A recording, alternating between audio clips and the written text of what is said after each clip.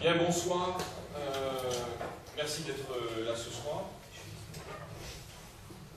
Nous mettons à profit las jornadas comiqueras. C'est dit ainsi, donc, jornadas comiqueras, organisées par FNAC SD et el Salón del Cómic, que fue inaugurado hoy, qui a été inauguré aujourd'hui, pour je vais parler que le français, ça sera moins compliqué.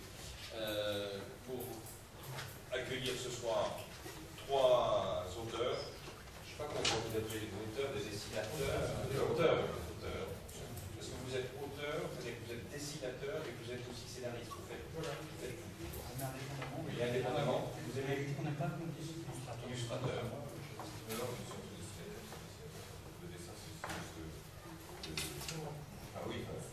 Je savais que ça allait être polémique.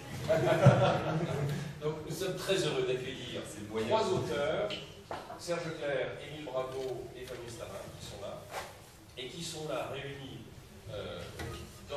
autour de Jordi Sampere. À côté.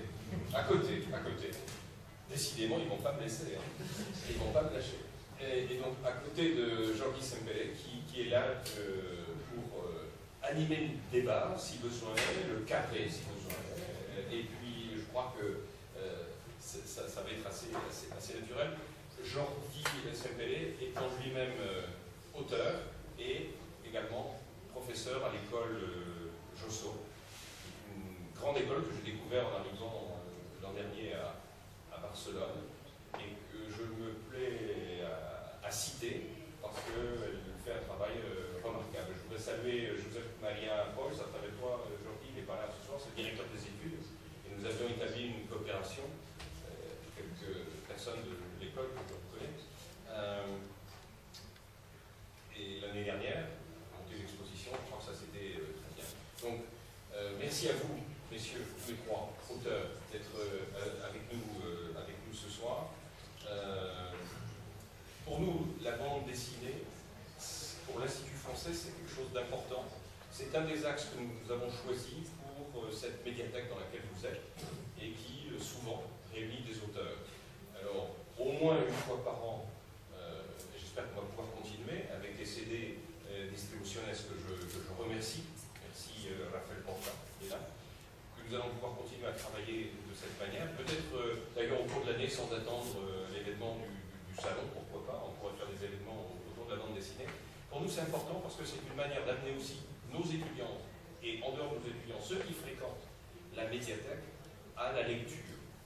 Et nous avions commencé l'année dernière avec les amis de l'école Josso, mais aussi des dessinateurs, des auteurs invités. Guy Delisle était venu l'an dernier.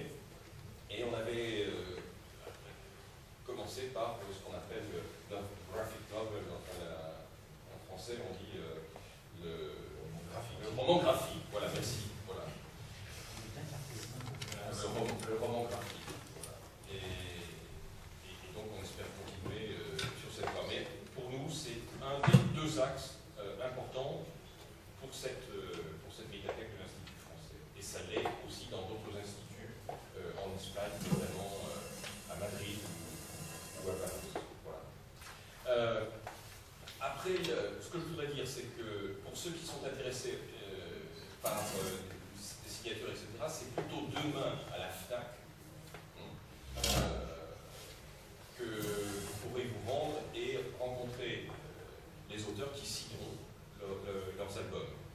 On fera peut-être une exception avec la complicité et l'accord d'Émile Bravo, parce que il y a ce soir des albums dont vous êtes l'auteur, et on n'a pas reçu malheureusement les albums en français, ni de vous Fabrice, ni de vous Serge. Mais ces albums seront évidemment à la FNAC demain. Et je crois que vous allez passer une bonne partie de la journée ce soir à dédicacer. Voilà, j'en ai assez dit. Merci à vous d'être là, merci à vous, merci Jordi, Raphaël, mille gracias. Voilà. Jordi, et toi. Bé, podria presentar ràpidament, per si hi ha algun aquí que potser no conegui tant el que és el personatge d'Espirú com els autors presents.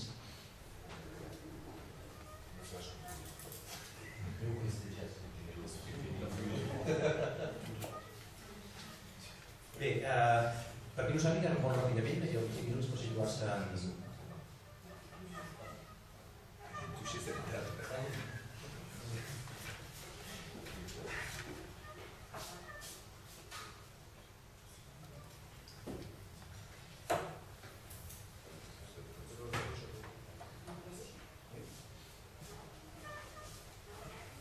Espirú, del qual ara se celebra als 75 anys, és un personatge molt fonamental, diguem el que seria la història europea.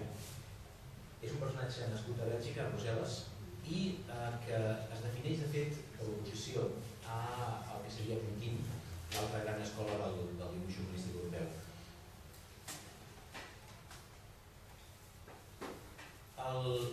L'Espirú és bàsicament una revista que va començar l'any 38 i és una revista que, de fet, es manté fins ara, ha durat tot aquest temps, ara encara es continua publicant, i és una revista que està basada al voltant d'un personatge que és el personatge d'Espirú. I el personatge d'Espirú, que com dèiem va començar l'any 38, ha estat dibuixat per moltíssima gent al llarg de tota la seva història, per moltíssima gent tampoc. Són 1, 2, 3, 4, 5, 6, 7, 8 dibuixants principals que hi han treballat en les seves aventures, cadascun amb la seva personalitat, inclús algú més que hi ha treballat d'una manera com marginal, com seria Chaland, donant una visió, diguem-ne, diferent del personatge. Bàsicament es tracta d'un personatge que al llarg de tot aquest temps i de tot aquest treball de dibuixants un darrere l'altre s'ha convertit en una mena de mite, de manera de fer còmics a Europa, i un model limitat per moltíssima gent. I és un model limitat per moltíssima gent, no tant per tota la gent que dibuixa, sinó bàsicament per un d'ells, que és André Franquin, que és qui va marcar-lo com a personatge característic, qui va definir les característiques i que ha sigut el model d'una gran part dels dibuixants europeus humorístics que no han seguit l'escola de Tintín, sinó la contrària, i que fins ara s'estan publicant més o menys de tot arreu. Bàsicament, aquests són els dibuixos de Franquin, que suposo que haureu vist, l'Espirú, Fantàsio, el Marsupilami. És un dibuixant que es basa sobretot en el moviment, en la flexibilitat dels personatges, en històries que tendeixen a privilegiar sobretot l'aventura, que tendeixen a privilegiar el que seria una manera de veure el còmic molt... bàsicament molt moguda, justament, que en tot moment sempre tot es mou, els dibuixos de Franquin i les històries de Franquin. Són històries que són bàsicament això, moviment. I això és el que d'alguna manera el defineix com a dibuixant i defineix també l'esperit de la revista. Es tracta d'una revista que sempre s'ha basat en això, una certa idea de l'humor, una certa idea de l'aventura, una certa idea del moviment, i que d'alguna manera trobem també en tota la gent que ha seguit l'estil de Franquin en tots els seus seguidors. A partir d'aquí, en un moment determinat, altres dibuixants han començat a fer altres coses al voltant d'Espirú. En un moment determinat va aparèixer una col·lecció que eren visions d'Espirú fetes per altres dibuixants. I aquí són on trobem els convidats d'avui que tenim aquí a tota la rodona. El primer d'ells, Emilio Bravo, és un autor que sobretot ha treballat pel públic infantil. És un autor que ha treballat sobretot dintre d'un esquema clàssic de narració i que ha tractat sobretot de fer unes historietes que poguessin portar un públic nou també a la historieta, un públic que pogués aprendre a llegir historietes a partir de les seves històries i que d'alguna manera pretén sobretot renovar el públic, donar a conèixer el que és el còmic a nous públics amb una qualitat, sobretot narrativa, molt més important que no altres coses. Jo tinc una especial debilitat per aquesta sèrie, que és la sèrie dels ossos, dels 7 ossos nans, i que hem dedicat a comprar sistemàticament i que llegeixo les meves nenes i que tradueixo com puc, i que us, per exemple, la seva feina és recomanable, però particularment us recomano aquesta. És una mena de revisió en clau, no sé com definir exactament, una revisió dels contes clàssics en conya absoluta, no? Francament divertit i molt interessant, i que a més ja dic que he comprovat que en un públic infantil funciona perfectament. Això és d'això que es tracta. Per Espiu, ell bàsicament ha fet aquesta història, que es diu Espiu, el jornal d'en Juny, que tenim aquí, i és una història que explica l'origen del personatge d'Espiu, com si podíem dir, des que apareix, diguem-ne, i el situa, a més, en un context realista. Clarament, en el període immediatament anterior a la Segona Guerra Mundial, i on el personatge d'Espiu, que és algú que és un nen jovenet, que treballa en un hotel, que no sap ben bé què passa en el món, es veu confrontat amb un món que realment és molt més dur, molt més complex del que ell es pensa. Del que ell i el seu company habitual, que aquí apareix com es presenta, Fantasio, doncs del que ells saben veure, un món que d'alguna manera el supera.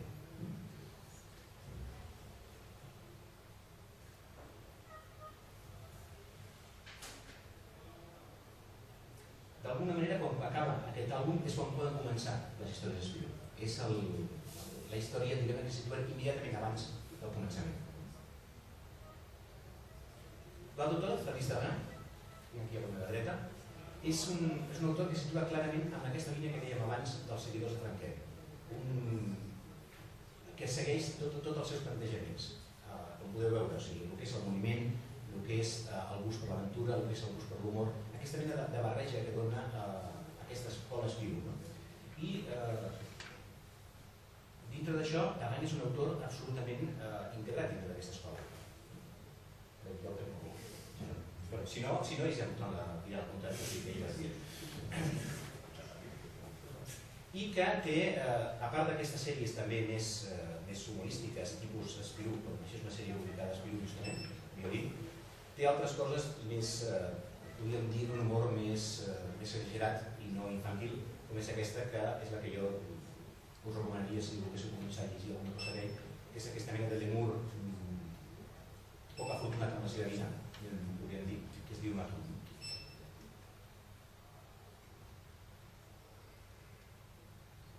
Aquesta és la història que va fer una història d'Espiu, es diu El tombo de Champignac, i és una història que si coneixeu els llibres de Franquet veureu que se situa clarament amb la continuïtat de Franquet. És una història que podria haver dibuixat Franquet perfectament perquè planteja els mateixos gustos per l'aventura, el mateix gust per l'humor, el mateix gust per l'enfrontament entre personatges, exactament tot el tipus de plantejament de història clàssica d'Espiu que estem acostumats a llegir.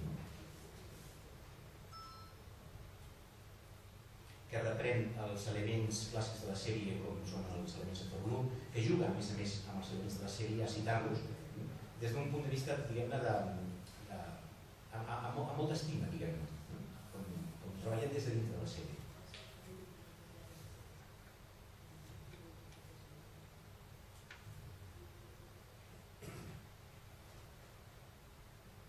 El cas de César Clerc és bastant diferent perquè és sobretot conegut pels seus treballs com a renovador de l'estil clàssic del dibuix franco-belga. És un autor que en un moment determinat va fer, com diguem-ne, traspassar cap al que seria una certa idea de modernitat dels anys 80, tot el que seria l'escola clàssica de dibuix francès. És un dels autors també més copiats, plagiats, seguits, que ha inspirat més dibuixants, diguem-ne, ell sol, que possiblement tota una altra escola de gent. Jo personalment en conec 4, que bàsicament han copiat línia a línia tots els dibuixos de Clerc durant anys i anys darrere l'altre.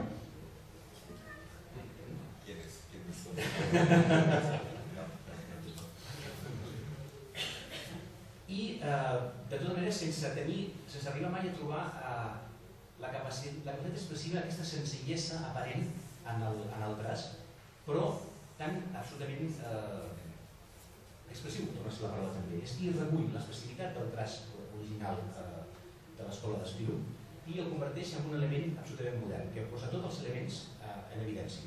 Tant el traç, com és la composició, com és la línia, com és el color, com és qualsevol element que tinguis en els seus dibuixos.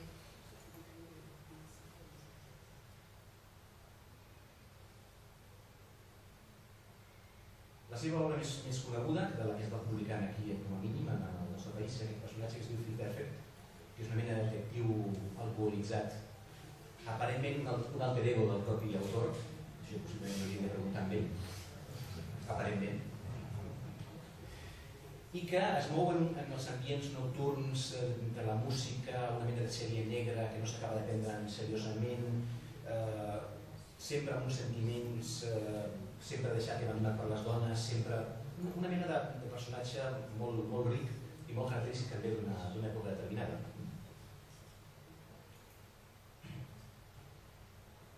La seva aproximació d'Espirú és una cosa també una mica diferent. Ell el que ha fet ha sigut una mena de llibre d'il·lustracions on el que fa és barrejar Espirú amb totes les icones de modernitat, de la modernitat sobretot de període d'entreguerres, immediatament de posterior, i com situant-los en un món en el qual Espirú i Fantasio agafen una entitat gràfica que d'alguna manera els transcendeix. Ja sigui perquè s'enfronten des de les cultures africanes o a Picasso o el que seria l'exposició de Brussel·les del 58. És com una aproximació no tant a les històries d'Espirú sinó a l'estètica d'Espirú.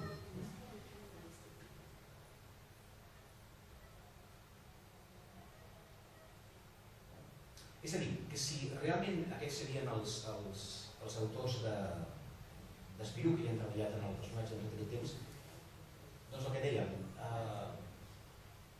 tota aquesta gent, tots aquests autors que tenim aquí, en realitat es basen sobretot en Franquem un altre cop. És a dir, no es tracta tant de referir-se a Espirú com a personatge, sinó a la icona creada per Franquem. I sobre aquesta icona, diguem-ne, és l'únic que queda, és l'únic que d'alguna manera importa, els altres eren úniques veïns. Bravo se situa clarament al principi. De fet, jo tinc la sensació que el que ha fet Bravo és eliminar qualsevol dibuixant anterior a Franquem. I d'alguna manera pots començar a llegir Espirú, llegint Bravo, i després ja pots començar a Franquem. No sé si és la seva intenció, però jo diria que ho ha aconseguit. Terreny situa després de Franquem. Pots eliminar tu primer després i després de Franquem pots passar directament a Terreny i ja està. I aquí ja ens podem quedar que ja en tenim prou, no seria l'altre plantejament. I Clerc situaria el mateix lloc on se situa Baixaran, una cosa al marge, que d'alguna manera juga més amb l'estètica que amb la continuïtat, perquè tampoc és la seva intenció jugar a explicar aquest tipus d'aventures, sinó tenir una reflexió més, diguem-ne, artística sobre el fenomen.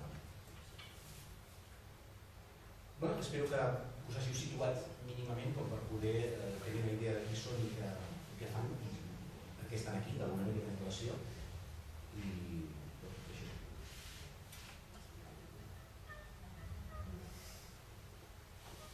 D'accord. Si. Et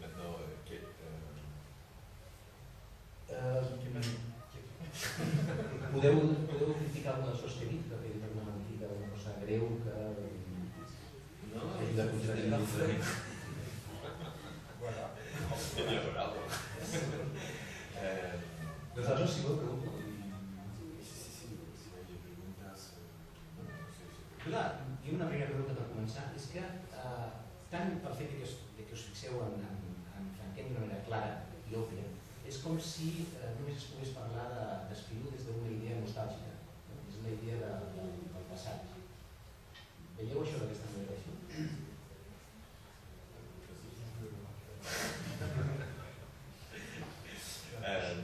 On parle quoi en français ou en espagnol? Peut-être que vous parlez en français pour... en français, oui, voilà. De fait, moi je pense que ce que tu disais, c'est important, c'est de comprendre que c'est vrai que Spirou c'est Franquin, parce que c'est lui qui a fait le personnage. Avant Spirou c'était juste une mascotte, en fait.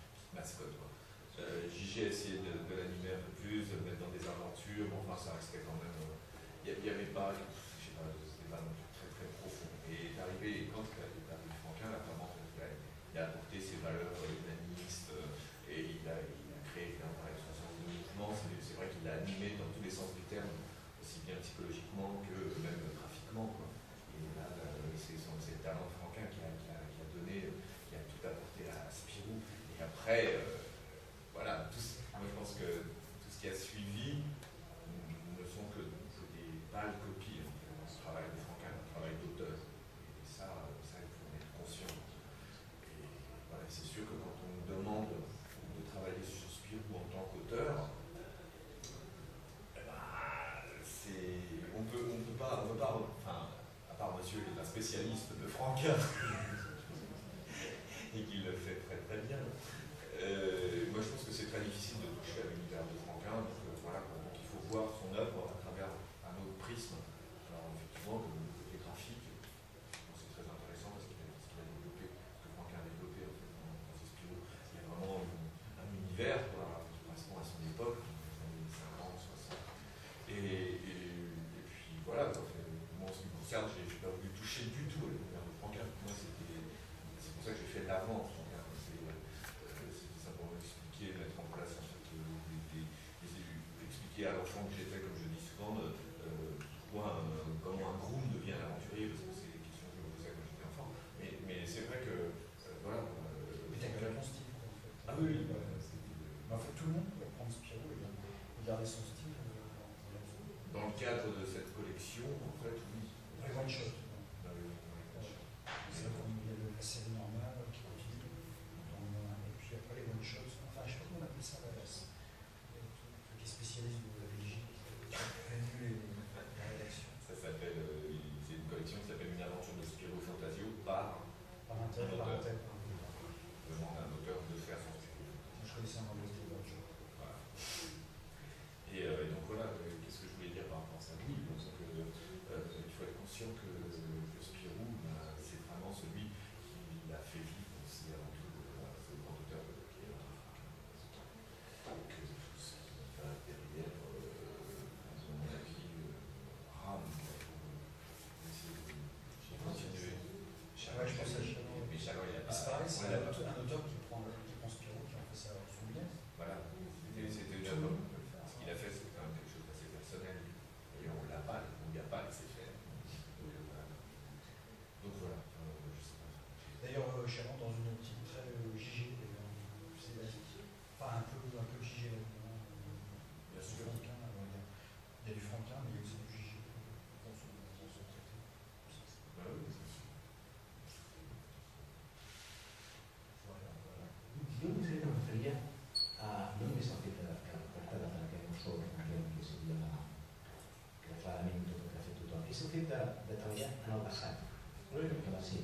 És a dir, cap de vosaltres, no? I jo diria que cap dels autors que ha treballat a la sèrie de l'Estiu Urbà ha fet una edició que se'n vagi d'aquesta edició nostàlgica o clàssica del personatge. Ningú ha fet un estil del futur o un estil portat cap a un altre terreny, diguem-ne. Mais ils ont tenté quand même, il y a des auteurs qui ont tenté de faire avec la Goldman et Johan, ils ont fait qui se passe un peu, enfin, c'est une vision futuriste, en tout cas contemporaine. Mais moi je pense que quand on nous demande en fait de faire le Spirou, comme on pense à Franquin, de fait, on arrive directement dans les années 40, 50, 60, donc obligatoirement il y a cette nostalgie de l'époque. Et voilà, c'est simplement. Et puis c'est vrai que ça, moi ça me renvoie à mon enfance. Un peu plus tard, mais je lisais ça, c'est comme si aujourd'hui on nous demandait de dessiner, pas de reprendre, mais de dessiner du Tintin, obligatoirement on le renvoie à ces années-là. On va pas faire un Tintin de 2010. Avec un portable, on de faire des tweets. On peut pas, on sait sinon. Les deux qui ont Simon, on est largué là. Mais je pensais à un Tintin qui aurait enquêté sur la mondialisation et ses méfaits et ses phénomènes comme ça. Moi j'aime bien faire des illustrations, donc ce ne sera pas une BD, mais de toute façon on ne me laissera jamais faire. Mais des illustrations utilisant le personnage Tintin, c'est toujours très tentant. Tintin est très tentant. Mais c'est une expérience sur Spirou. Oui. Donc, on ne peut pas reprendre le personnage de Tintin. D'ailleurs, il ne faut pas le reprendre. Si, ça va. Je pense pas. Il appartient à l'auteur, on ne touche pas. Vraiment, c'est toujours. Moi j'aime bien les reprises par d'autres auteurs qui le font avec un prisme. C'est un peu comme au théâtre, pardon. Ah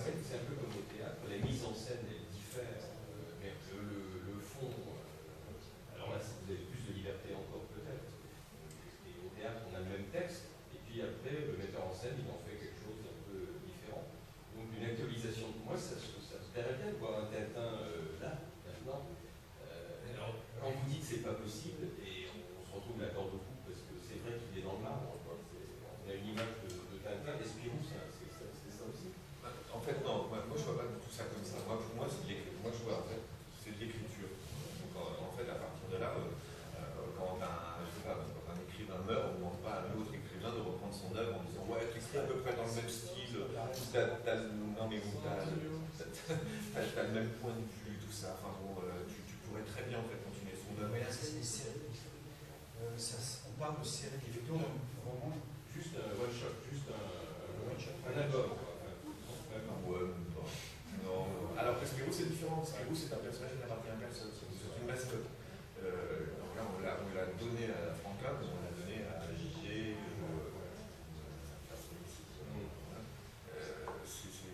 C'est une petite marionnette qu'on nous donne et on joue avec, on l'anime. Tintin, il fait mascotte aussi. Le personnage d'Hergé, c'est. Oui, c'est plus. Non, io non, io non, io la différence. De la même façon que Oui, mais on peut se le permettre, c'est ça que je te dis. Moi, c'est pour ça que je dis, ça sert à rien de faire l'après Franquin parce qu'il a tout fait, c'est son œuvre, mais comme c'est quand même un personnage qui ne m'appartient pas, dans le sens où c'est pas lui qui l'a créé, il n'y a rien de blasphématoire. On s'amuse avec ce personnage-là. Mais moi, ce qui me paraît vain, c'est de réutiliser en fait quelque part dans l'univers de. Non, mais il y a un poids d'un univers justement qui a le poids du temps, la fatigue du temps, on rajoute quelque chose. Mais Tintin, c'est pas anodin.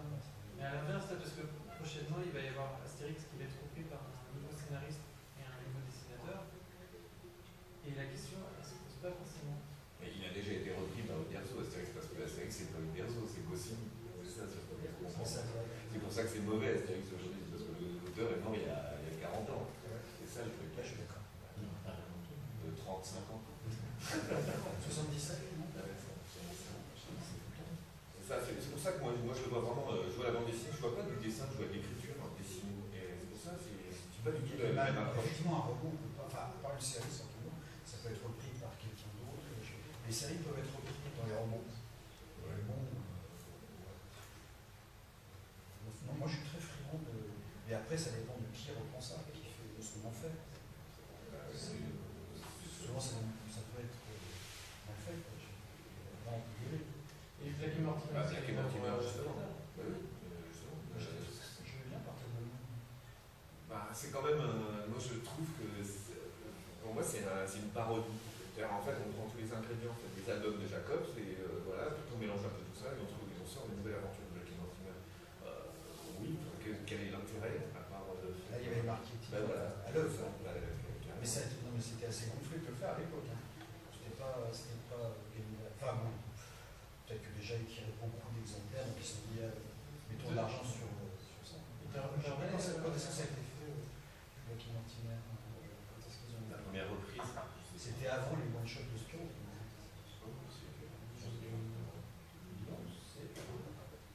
Non, c'est pas Après, non. Non, c'est avant. Je t'aurais jamais fait un Black et Mortimer. Parce qu'il rigole parce qu'il se fout de moi parce que j'ai failli en faire un. Mais c'était justement, c'était pour dénoncer ça. C'était un album qu'on voulait faire, c'était John Spark, et on voulait le faire pour dire en gros c'est des personnages qui appartiennent à Jacobs, c'est son auteur papier, laissez ça, laissez ces personnages dans leur époque, c'est pas la peine de les ramener dans notre époque, c'est des villes, et puis donc on voulait faire une histoire qui s'y fait dans les années 50, et où en fait ils vivaient une aventure qui les dépassait complètement, et à la fin ils n'avaient absolument rien compris, et en fait il y en avait un qui se fait l'autre, et qui finissait un bon cognac, et c'était copains, tout ça, et puis voilà, et c'était montrer l'absurdité de faire une nouvelle aventure dans notre époque parce que dépassé. Voilà, ce que je veux dire. Et donc là ça avait un sens. Et c'était vraiment pour dénoncer le truc. Voilà.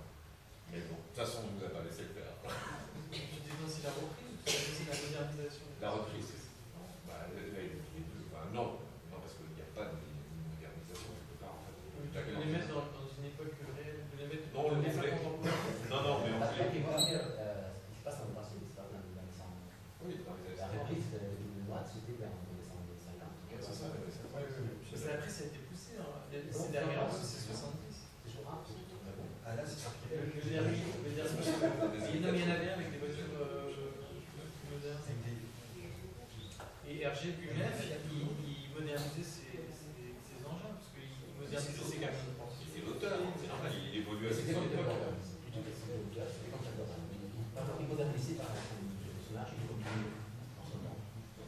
C'est pas la même chose. Bon, il y a des avis partagés. Ça peut se défendre la nature. Il y a une autre question, c'est dans ces moments dans le marché, ce qui marche le plus, ce sont les réflexes dans les personnages. Si tu vois, vous voyez les chiffres de vente, je viens de dire moi, il y a la reprise 13, il y a la reprise totale, il y a et même la reprise d'Astérix, c'est ça, je vois. On voit le gros commercial, effectivement. Alors là, je suis d'accord de taper du poing et de dire. Je suis d'accord. Moi, je suis admiratif quand c'est quelque chose qui n'a rien à voir avec le commerce, qui est une œuvre moteur. Quand le gros commerce est à l'œuvre comme ça. Mais si le prochain Astérix c'est bon, on va dire non. C'est dans la salle. Mais qui refasse, je sais pas, qui fasse autre chose, qui crée une nouvelle série, je sais rien. C'est quand même, c'est incroyable quand même de utiliser toujours en fait, voilà, un personnage qui. Mais moi, ce qui m'énerve quelque part, en fait, c'est que c'est un point d'éducation. C'est que les gens continuent à penser que la bande dessinée c'est le dessin. Donc il suffit qu'en fait le dessin ressemble au personnage, ça y est, les gens lisent la même chose. Ils n'ont pas l'impression. Et ça, moi je suis désolé. Moi, pour parler de Spirou, moi je suis raté à Franquin. Quand j'ai commencé à lire un premier, c'était plus. Ça n'allait pas. J'étais gamin pourtant. Mais ça n'allait pas. Je ne retrouvais pas l'esprit du gars. Parce que, je sais que c'était Franquin. C'était ma Madeleine un petit peu pour dire, parce que j'ai lu un peu 14 ans. Mais je crois que. Ouais, c'était pas la même chose, c'était pas le même personnage, parce que c'était plus l'esprit de Franquin. Et à partir de là, voilà, ça me tombait un peu les mains. Petit vachement pointu, t'as dû lire déjà, si tu veux, Non, mais non. Et tu penses au lecteur de Rockwell qui dit ça leur est tombé des mains. C'est plusieurs personnages. Non, mais encore une fois, c'est vrai que moi je trouve ça dommage que les gens continuent à penser dessin. Oui, il faut vraiment la bande dessinée. Non, c'est pas du dessin, c'est juste une écriture dessinée. Donc il y a l'esprit de l'auteur, et si tu ne retrouves pas l'esprit de l'auteur, tu es déçu. Il y a deux choses qui fait faute. La politique des auteurs a commencé à faire ses effets dans la bande dessinée. Mais c'est un art jeune, la bande dessinée, ça date de 1900, enfin après. Oui, bien sûr. Non, mais on le prend toujours pour des héros, quand même. Oui, mais manque d'éducation, on n'écoute pas au dessin. En fait, les gens continuent. Les gens ne savent pas dessiner, continuent à faire des pages de ça. Alors que le dessin, c'est comme l'écriture, ça s'apprend. Oui, tout le monde ne peut pas dessiner. Oui, mais quand on est petit, qu'est-ce qu'on fait? Notre première écriture, c'est le dessin. Donc à partir de là, si on développait ça, on sait bien tous écrire. Au départ, il n'y a pas de transposition. Oui, mais c'est autre chose. Parce que je veux dire, tu sais quand même écrire. C'est comme tous les. Justement, ça, c'est un bon parallèle parce que c'est pas. Moi, je dis, c'est pas parce qu'on sait dessiner qu'on est auteur de bande dessinée. Moi, je pense qu'il y a beaucoup de dessinateurs en fait. Dans notre milieu, il y a beaucoup de dessinateurs, mais il y a très peu d'auteurs. Et les gens sont considérés comme des auteurs parce qu'ils dessinent. Non, c'est la base, c'est juste ce qu'on disait tout à l'heure. C'est juste le support. Et le dessin, c'est le support comme l'écriture et le support pour le roman. Voilà, on sait tous écrire, on n'est pas tous romanciers. C'est pareil pour le dessin. Et si on développait ce dessin, en fait, on apprend, on essaye de. Enfin, c'est quand même le premier moyen d'expression que vous disiez, qu'on sait tenir assis, on se met à dessiner quand on est petit. Si on développait ça, tout le monde se met à dessiner au moins comme nous, je pense. Parce qu'encore une fois, moi je dis que ce qu'on médite. Parce que moi je dis, mais vous asseyez, c'est des années d'apprentissage. On dessine comme ça, parce qu'on a dessiné comme ça pendant des années et des années et des années. Mais c'est pas, et encore une fois, mais même moi je vais aller plus loin, c'est que moi je dis que le dessin en bande dessinée, c'est pas du dessin, ce sont des codes graphiques. C'est pas du dessin artistique. Je reconnais l'ayatollah. Mais non, mais est-ce que vous avez toujours été votre propre scénariste? Oui. Moi, en fait, depuis que je m'en souviens, je dessine des histoires, enfin je dessine pour raconter des histoires, pas pour dessiner. Oui, toi tu. Parce que ça a été mon première forme d'expression. Justement, parce que je voyais dans les bandes dessinées, une suite de dessins, je pouvais déjà raconter quelque chose, je n'avais pas encore bien à écrire. Donc, mon petit, je me forçais de raconter quelque chose avec du dessin. Et je voyais que ça fonctionnait. Oui, parce que c'était une étude.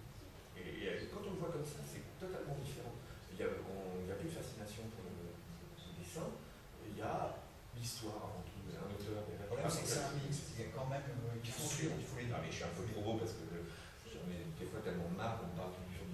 dessin et non, ce qui est important, c'est ce qu'on raconte avec les dessins. Moi, je dis souvent que quand les jeunes viennent me voir avec des dessins, en me disant je veux faire de la bande dessinée, qu'est-ce que vous en dites? Je sais rien, parce que c'est comme si vraiment, mais je fais le parallèle avec, j'ai l'impression que c'est comme si quelqu'un apporte des pages en fait, avec des écritures manuscrites, avec des lignes de A, de B, de C, en disant regardez, j'ai une très belle écriture, n'est-ce pas? Vous avez les belles lettres que je dessine, et ça, voilà, il m'apporte ça un écrivain, en disant je veux devenir écrivain, regarde, parce que j'ai une belle écriture. C'est exactement la même chose en fait. Et ça, il faut en être conscient. Et le dessin, c'est juste un support. Et la forme doit servir le fond. Absolument. Le dessin doit être au service de l'histoire. C'est pour ça que je pense que quelqu'un qui a un dessin trop fouillé, bon, c'est personnel, quelqu'un qui a un dessin très fouillé, très complexe, eh ben, ça nuit à la lisibilité du dessin, parce qu'il y a des gens qui ne savent pas lire un dessin, ça s'apprend aussi à lire un dessin, et au premier coup d'œil, ils ne perçoivent pas en fait ce qui s'y passe, et à partir de là, tac, ça coupe la lisibilité, la fluidité de la narration. Et ça, c'est pour ça. Franklin, il a un dessin très difficile à lire, à partir de Gaston. Ah oui, ça commence à se très complexe, okay. très codifié. Ça devient complexe, c'est sûr. Mais comme il a sur un dessin sur le mouvement, ce qui apparaît en premier, c'est le mouvement. C'est Franklin, c'est ça. Ça, c'est quand même assez incroyable. Un japonais ne distingue pas les yeux du nez, c'est abstrait. Mais ça, c'est un bon exemple, parce qu'en fait, justement, les japonais, par exemple, ils savent lire le dessin, mais ils ont une autre, on va dire, typographie, qui est celle du manga. Donc, ils n'ont pas le code, le même code que nous. C'est vrai que pour eux, la bande dessinée européenne, des fois, c'est dur à lire. Comme pour nous, si on n'a pas d'éducation manga, on se demande un petit peu pourquoi tous ces personnages ont tous la même tête avec des grands yeux, tout ça. C'est très lisible, mais parce que tu es un dessinateur, mais je pense qu'au départ, le premier. Moi, je sais que les comics américains, c'est comme quand tu lis un bouquin, enfin, il faut apprendre à lire un roman. Et mieux que ça, il faut comprendre une certaine typographie. Si demain on te file un bouquin en gothique, tu vas plus passer le temps à essayer de décrypter qu'à lire l'histoire. C'est pareil pour les dessins. Moi, un Tintin, c'est beaucoup plus lisible. J'ai la tête de Tintin, on ne peut pas confondre les yeux avec le nez. Alors que Gaston, d'un Clariage, c'est caricatural, c'est grotesque. Et puis ça mélange la matière, le volume, ça mélange plein de choses avec des codes, on va faire des petits quadrillés, des petits ondes, des petits machins, et à la fin, si la personne qui n'est pas du tout habituée à ce style de dessin ne comprend rien. Et moi, c'est un public effectivement qui suivait. Mais c'est vrai que moi, je trouve que le pauvre, je l'accable pas, Franklin, mais à un moment, il s'est perdu dans les mois. Il s'est perdu, mais il était mal, parce que je pense qu'il y avait des cadences infernales. Ouais. J'ai lu un moment à une époque où il devait faire, je ne sais pas combien de planches par semaine, je crois, Oui, mais ça a conduit en non, mais il a voulu se perfectionner. En se perfectionnant, il prenait un code, il le pervertissait, et ensuite il se dégénérait tout seul. Et à la fin, il est compréhensible par les lecteurs parce qu'il avait suivi l'évolution. C'est par quelqu'un qui découvre un Gaston derrière une formule, il ne comprend rien, tout est démesuré, le nez, pourquoi c'est un tourne de patate, c'est complètement abstrait. Alors qu'à la base, c'est juste un petit nez rond avec deux points pour les yeux, tout le monde comprend. Ça, c'est la défense de la ligne sobre. La ligne sobre. Mais c'est vrai que c'est. Il n'y en aura qu'une. Moi, je sais que j'utilise cette ligne-là, c'est pas ça de la mienne, mais elle est simple parce qu'elle est accessible. C'est vrai que l'accessibilité en fait d'un dessin, ça me paraît primordial, surtout quand on travaille avec les enfants. Les dessins peuvent être super fouillés et bordéliques, mais néanmoins être très visibles. Ça, c'est une question de dessinateur. Et on peut se planter. Il m'arrive de me planter dans des trucs où mon dessin devient extrêmement compliqué, on ne comprend plus rien, et c'est ma faute. On peut complexifier un truc, c'est le dessinateur qui est responsable du fait qu'on puisse pas le. Oui, bien sûr. Parce que tu disais, il faut être très simple, très lisible, c'est pas. Non, mais je sais pas, Chrome, c'est pas un petit trait, mais c'est hyper lisible, par exemple. Voilà. Et puis, inversement, dans des trucs très simples et très lisibles aussi, mais moi je trouve que par exemple, Art Spiegelman, son travail sur le mouse, c'est pourtant, on a l'impression que c'est charbonneux, c'est parfaitement lisible, c'est une simplicité extrême. C'est magnifique. Non, mais tout ça pour dire que c'est pas la peine de faire. Moi je sais, on connaît tellement de dessinateurs qui veulent montrer avant tout leur virtuosité, qui en oublient en fait, qui disent qu'en fait fait, ce dessin doit être au service de l'histoire, et ils veulent simplement montrer que ils savent dessiner 24 trucs, et voilà, ils se perdent dans leur dessin, et ils perdent le lecteur moyen, pas le lecteur moyen, pas le lecteur de bande dessinée, parce que le lecteur de bande dessinée, c'est tous ces dessins-là, mais c'est là où en fait on se coupe de millions de lecteurs, parce que le lectorat de bande dessinée, c'est quoi? C'est 600 000 lecteurs en fait en France. C'est génial, c'est incroyable, c'est peu par rapport en fait aux millions, aux milliards de lecteurs qu'il y a dans le monde. Et c'est ça en fait. Moi j'ai envie que la bande dessinée se développe pour toucher ces gens qui ne lisent pas. Pour essayer dans ce ghetto en fait, de lectorat bande dessinée. Parce que c'est de l'écriture. C'est une écriture assez, qui est simple, en tout cas qui s'adresse au départ aux enfants. Le lecteur, il faut lutter contre. C'est le cinéma qui touche plus largement. Les mecs qui se disent romans, c'est kiff. C'est pas. Oui, mais par rapport au roman. Oui, c'est le mais cinéma qui tout ça, il y a beaucoup de romans qui se lisent à des millions d'exemplaires à travers le monde. Quand c'est des millions d'exemplaires, c'est pas super new. Mais non, si c'est des classiques, un classique, c'est toujours vendu et c'est que des millions d'exemplaires. Oui, mais c'est pas ça. Oui, mais on part encore toujours des mêmes. Mais moi, je suis assez d'accord. Enfin, effectivement, on est quand même toujours considéré comme des parias, si c'est là que je veux dire aussi. Les auteurs ne sont pas très reconnus en BD. Moi, je pense que parce que la BD est un art jeune et c'est pas encore réellement adulte. Moi, je dis souvent que la première bande dessinée adulte que j'ai lue, c'est Mouse. Et parce que. Et on lui a fait.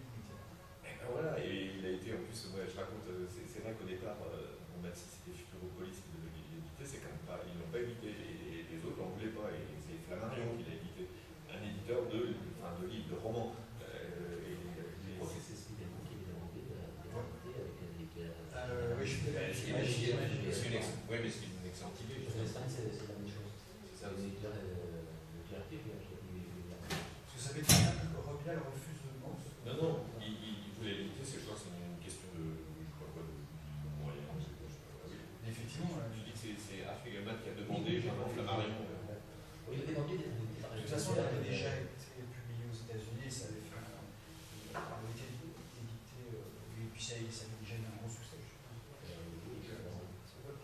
Le contexte de production de vos droits, vous publiez en 2006, 2008 et 2011 sur Spirou. Ouais.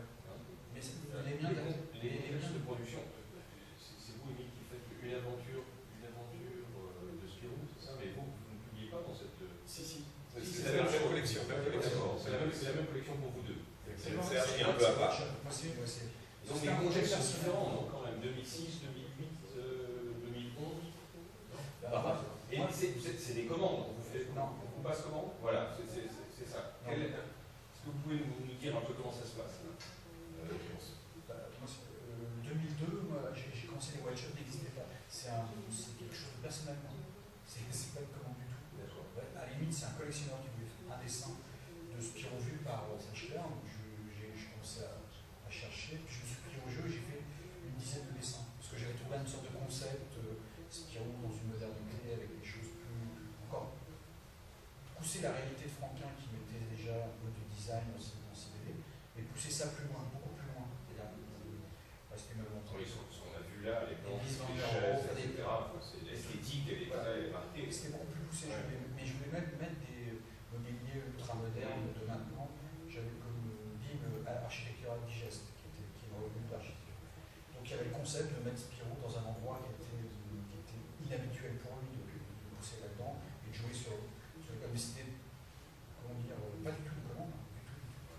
Et ça a été refusé par Spirou, qui a eu le vent du projet et qui a dit non, jamais de la vie. C'était en 2003. Après, l'équipe a changé et là, les Watch Up. Mais en fait, pour l'histoire des Watch Up, je crois qu'au départ, dis-moi si je me trompe, mais il me semble que c'était l'époque justement où ils cherchaient des nouveaux auteurs assez linéaires. Et quelque part, plutôt que de chercher, ils se sont dit on va créer cette collection, on va demander à des auteurs de faire leur Spirou. Voilà. Et donc, en fait, donc la démarche était différente parce que, en fait, ils venaient nous voir, nous dire bon, on voudrait faire des Spirou d'auteurs. Est-ce que ça vous parle, Spirou? Parce que, moi, je me souviens, je me dis oui, moi, je suis censé Spirou. Est-ce que ça vous intéresserait de faire votre Spirou. Et là, quelles sont les conditions? Carte blanche. À ce moment-là, on dit oui, bien sûr, je peux faire ce que je veux avec Spirou, je peux jouer les personnages. Ok, super, pas de problème. Et en fait, donc, ils ont demandé à l'auteur, ils sont allés les voir. C'est de nouveau, en fait, ça a changé. Donc, il y a eu un nouveau directeur. Je sais plus, c'est l'année En 2004. Et vous publiez en 2006. Voilà, fin 2006. Et il me dit voilà, est-ce que ça te dirait de faire un Spirou? Je dis oui. Et ensuite, j'ai su par la suite que c'était pas non. Parce que moi, je n'étais pas satisfait du travail de la reprise de Morvan Minera. Et puis, je me suis dit oui, je pensais que c'était dans l'hypothèse de trouver un nouveau. Et j'ai fait donc. Et du coup, je suis parti dans l'idée de faire un Spirou classique, c'est de le faire dans la continuité, comme si j'avais pris la relève à la place de Fournier, par exemple. Et pour moi, l'idée, c'était de rester dans la continuité, un petit peu comme le personnage de Spirou, il est passé des mains de Gigi aux mains de Franquin, et Franquin essayait de respecter un peu le style, et il a continué, et puis ça a évolué. Donc voilà, c'était un peu naïf, c'est que ça remplissait l'enfant. Et puis par la suite, ils m'ont dit, ok, bah, si tu trouves un bon scénariste, ok. Mais j'étais pas. C'est obligeant. Non, mais je scénarisais pas, donc pour eux, j'étais dessinateur de point. Et j'ai demandé à Émile, qui a tout de suite trouvé ce que je disais, toi, t'es trop. T'es trop dans l'univers de Franquin. Voilà, il voulait un truc. Lui, il s'extasiait sur le poil de je sais pas, orienté dans par l'atelier des Gaules, c'est ça. C'est croisé dans l'atelier. Ah, vous êtes croisé. Non. Ce qui n'est jamais. Oui, donc. Non, mais tout ça. C'est l'atelier Vosgien. Ah, il y avait Johan Spar.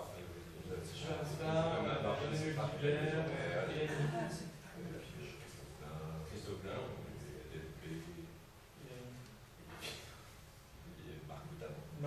Et tout ça pour dire qu'en fait, que quelque part, Dupuis a créé une sorte de laboratoire pour trouver les repreneurs, à mon avis. On sentait qu'il cherchait. Non, c'est une pierre de coups. Oui, il y a one-shot et puis en même temps ensuite. Qui est là, non? Ils ont fait one-shot en disant. Nous, ce qu'ils m'ont proposé, moi. Non, mais ils ont tellement d'essais en fait. Et voilà, c'est bien, c'est un bon Non, geste. parce qu'on me l'a proposé aussi, c'est faux. Ah oui, on me l'a proposé aussi. C'est faux, C'est qu'ils ont fait ça. Parce que maintenant, ça vient. Belmar et Johan qui fait Spirou, ils ont commencé sur les gamines one-shot et les dessins. Moi, je connais la vérité. Non, tu as failli aussi, non? Et là, on va voir, moi j'étais bon. Ah bon? La vérité. La seule vérité. La seule vérité.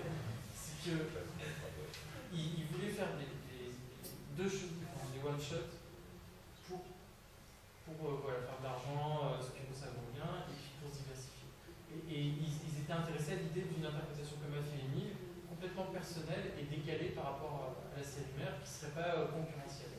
Et ils ont fait appel à certains auteurs, et dont à moi, en se disant, tiens, si lui il est dans le style Franquin, donc ça peut coller pour la série mère, et si son truc ça marche bien, on le reprendra pour la série mère. Mais c'est parce que j'avais forcément ce dessin qui était collé à l'univers de Spirou. Et voilà. Et ensuite, c'est avéré que j'ai mis 3 ans pour faire le bouquin, que j'étais pas fiable. Et du coup, Johan et Velman, c'était la première équipe, mais qui avait un dessin décalé, plus éloigné de l'univers dans One Shot. Hein. Et ils se sont dit, bon bah merde, tant pis, on ne fait pas appel à Tarin, on fait appel à Johan, mais on lui demande pour le coup de faire un dessin avec la tête de Spirou à la Franquin. Et Johan, il a dit non, moi je veux faire Spirou comme je le sens. Franck m'a dit oui, mais tu vas gagner beaucoup d'argent. Et là, il a dit je vais peut-être changer la tête. Et du coup, il a accepté, moyennant finance, parce que c'est très lucratif, de reprendre Spirou. Et vous aviez déjà plus de 10 ans, parce que vous étiez rentré au journal de Spirou, vous travailliez déjà au journal de Spirou. Non? Bah oui, je travaillais dans le journal, sur notre série, depuis. J'avais de l'ancienneté par rapport à. Mais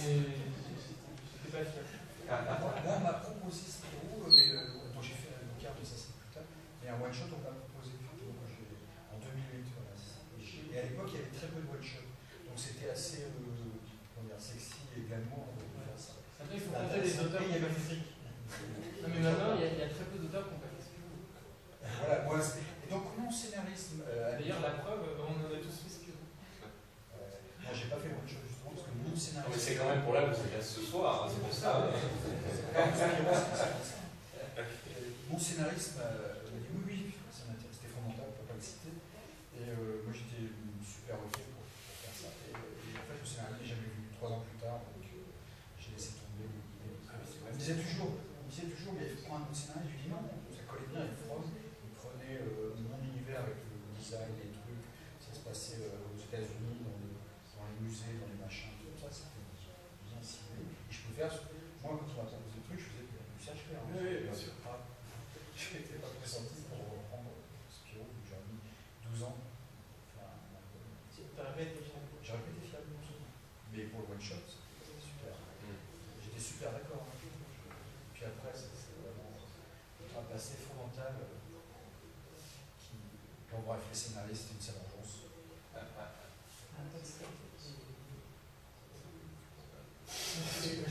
Ex-rédacteur en chef de Mais il Métal. était bien revenu pour tout de l'assaut, là. La crise de l'assaut. Non, ça c'est tu confonds avec le futur.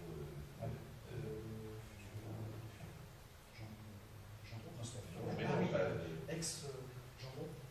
Non, le mari de Cestac, l'ex-mari de Cestac. Ah, oui. Ah oui. Et la traduction, ça donne. Donc voilà, donc tout ça pour dire que si vous dessinez un peu, vous avez envie de faire Spirou, je verrai tout le monde. D'ailleurs, ça continue ou pas?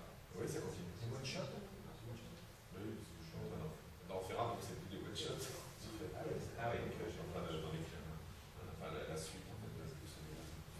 C'est dans le cycle. C'est un shoot to shot. C'était réellement un bon essai, puisque si ça se vend bien, hop, Pas de parce problème. que t'es pas le seul à en faire. Oui, il y a Yann, et Schwarz. Ah bah, oui, ça c'est fait. Ils en font un deuxième. Mais la seconde guerre mondiale, c'est bon. Vous avez raison. En fait, il y a plus de dessinateurs qui n'ont pas fait Spirou. Plus de dessinateurs qui n'ont pas fait Spirou. Enfin, il y en a plus qui. Il y en a moins qui l'ont pas fait. Voilà. Il y en a moins qui l'ont pas fait. Mais justement, moi je fais là je suis en train d'écrire un Spirou qui est la suite en fait, de ce que j'ai fait, donc qui se passe pendant la Seconde Guerre mondiale. Et là, ça me paraissait intéressant de le faire par rapport à ce que je disais par rapport au travail d'auteur. C'est-à-dire qu'il y a déjà un Spirou fait par Yann et Schwarz dans cette série-là, qui se passe pendant la Seconde Guerre mondiale. Là, il y en aura un deuxième. Et en fait, si je le fais, voilà. C'était là juste avant. Et là, je vais faire un truc qui se passe pendant la guerre. Et en fait, c'est vraiment pour montrer aux enfants, pour expliquer ce qu'est un auteur. Traiter le même personnage, traiter le même thème, mais montrer deux positions différentes, deux êtres différents, de points de vue. Quoi. Et là, c'est pour enseigner aux enfants voilà, le travail d'auteur. Tu fais la différence entre le travail de qualité. Ce que c'est que. Mais ça a un sens quelque part. Alors, en prenant. Moi, je trouve que c'est intéressant de prendre des personnages hyper populaires comme ça pour faire passer un message. C'est sûr. Non, mais c'est encore une fois, c'est. Non, mais. Il a bien. C'est deux choses différentes. Mais attends, il faut pas toucher, mais. Enfin, oui. Oui, Staline. Non, encore une fois, c'est des marionnettes, c'est des petites marionnettes, et on peut jouer avec, et elles sont tellement populaires que voilà, on peut dire des choses. Mais, par contre, t'as été gêné quand même par la suite de Schwartz pendant la Seconde Guerre mondiale. Mais si, ça t'a tombé. Tu t'es dit, est-ce que vraiment ça vaut le coup que je raconte cette histoire, la suite, ou qu'il y a eu cette histoire de Yann et Non, pas du tout. Non, moi j'ai vu que vraiment, j'ai dit, c'est leur point de vue, c'est un travail d'auteur. Moi je reconnais tout ça comme ça, faire dans la parodie, Seconde Guerre mondiale, tout ça. Il y a des choses, il y a d'autres choses à dire, quoi. Voilà, le personnage de Spirou. Voilà. Non, je sais pas du tout, ça m'a pas coupé les jambes, quoi.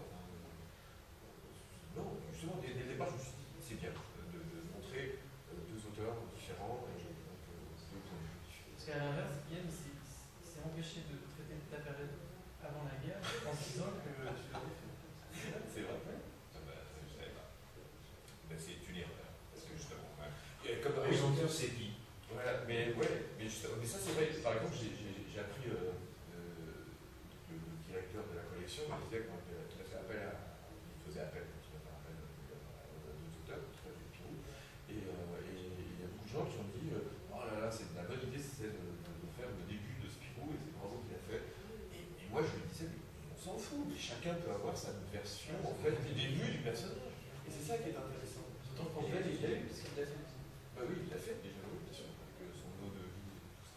Et c'est ça qui est intéressant, c'est chacun son point de vue. C'est ce travail d'auteur. C'est exactement ce que je dis tout à l'heure. Je suis content. Oui, oui. Je disais ça pour Tintin, tu as dit non, ouais, Tintin. Mais non, mais c'est parce que c'est différent, je trouve que c'est vraiment c'est l'œuvre émergée. D'abord, il voulait pas qu'on y touche. Alors, moi, je trouve ça bien de ne pas y toucher. Et en plus de ça, ça me paraît logique. Tu vois, dans ces personnages, c'est lui qui sait les faire vivre, pas quelqu'un d'autre. Et là, ça, tu vois, encore une fois, autant Franquin, effectivement, le talent qu'il avait, il en a fait quelque chose de très grand, mais bon, ça restait une marionnette. Mais la différence, c'est aussi que Franquin, de son vivant, il y a la suite qui s'est faite avec son aval, il a donné sur conseil, donc du coup, moi je pense que vous êtes. si Hergé avait fait ça, si Hergé avait donné la suite à quelqu'un d'autre, s'il avait ouvert la porte, Par exemple, qu'est-ce qu'il faisait C'était Bob de Moore. Si Bob de Moore avait fait la suite, allez. Je dis ça absolument pas. et le fait que Uderzo dise, voilà, on continue. Mais Uderzo, il n'a pas à dire, parce que c'est pas ses personnages, c'est ça ce qu'il faut comprendre. Non, tu non, peux non, dire, tu peux pas dire pour parce Astérix. que non, C'est très dur de passer après Goscinny. Oui, mais Astérix, ça ne peut pas être limité à Goscinny parce que ça ne pourrait pas être. C'est la symbiose, on est bien d'accord. Uderzo, il a participé au scénario. Ah, si. Ouais. Ils ont échangé des idées. Ils ont échangé des idées. Non. Mais c'est normal, ils travaillent ensemble. Et n'empêche que le génie. Non, mais. Et ça, c'est le. Après, il y a le talent des scénarios d'Uderzo. Les personnages d'Astérix et Obélix appartiennent aussi à Uderzo. On ne peut pas lui enlever ça parce qu'ils ont discuté des personnages. Non, ils il ne ont faut pas travaillé. explorer Uderzo non plus. Non, mais bien sûr, mais encore une fois, c'est de la provo de montrer que n'empêche que tout ce qui a été produit après Goscinny est quand même de moins bonne qualité que. Et si Thomas Ferry arrive à faire un super bon Astérix, c'est pas mal. Et ce qu'il faut comprendre, et c'est là où en fait, c'est moi c'est mon révolte, c'est que à travers en fait le deuxième créateur entre guillemets d'Astérix, il est quand même en train de détruire l'œuvre de Goscinny, parce qu'aujourd'hui un gamin qui connaît pas Astérix, il a toutes les chances de tomber sur un mauvais Astérix. Vraiment, c'était pas le cas de l'époque de Goscinny. J'ai vu un Goscinny mauvais. Ah si, il y en a un, c'est Obélix, c'est compagnie. Non, pas celui-là, d'avant. Comment il s'appelle celui-d'avant? C'est un truc que tu comprends toute l'économie, la crise d'aujourd'hui. Non, c'est Obélix. C'est fantastique.